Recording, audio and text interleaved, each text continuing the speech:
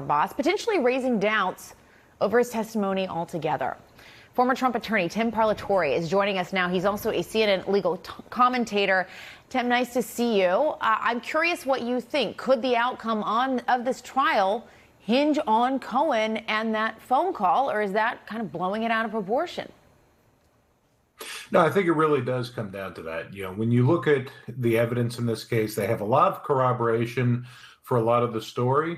But the problem is that all the things that they have corroboration for are not the actual elements of the crime. It's all the background, all the hush money, and catch and kill, things like that. The evidence that they need to actually tie Donald Trump personally to the false business records is Michael Cohen and him, coming in to testify about conversations like this one. And so to the extent that you have text messages that you can then use to cross-examine him and show that phone calls he claimed were about this were actually about something else, that does undercut, really the only connection that they can make between him and the false business record entries. So I think it can certainly have a big impact.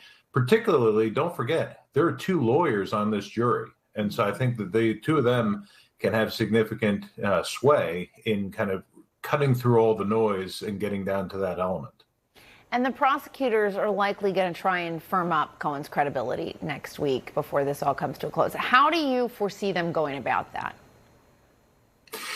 A lot of it's going to depend on, what they can do, as far as the actual facts of that phone call. They'll try and, go to him and say, do you think that you actually talked about this as well?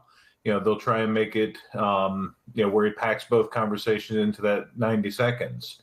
I think that they'll probably try to focus on all of the other things that they do have corroboration for and try and shore up some of that thing, that part of it to, see if they can make the jury believe that, this phone call really was what he said it was. And given that it's a difficult position. Yeah. It's a difficult position for them, no doubt. Mm-hmm. And given that we could hear closing arguments next week, if you're Trump's attorneys, what is that last message you want the jury walking away with? What do you want to emphasize? Really, it is that credibility piece, that they have not been able to corroborate his connection to the business records. And, what I always try to think about on closing arguments is you have a complex case with a lot of different moving parts. To the extent that you can, kind of figure out, separate, what is in dispute from what's not in dispute and, set all this stuff aside and basically focus on the one key element that really the case rises and falls on. I think that if they keep laser focused on that and, use this phone call to really, focus the jury, I think that that's where they're going to have the most success. And the former president had complained he felt enough support in the courtroom. So this week we did see several Republican members of Congress showing up and others, but the Speaker of the House was there. There are obviously politics involved here, but what do you think their appearance in that courtroom, what kind of impact, if any, do you think it has on the jury? I always tell clients that when it comes to a criminal trial, there are only 12 opinions that matter, and yours is not one of them. And so what impact is that going to have on the 12 people in the box?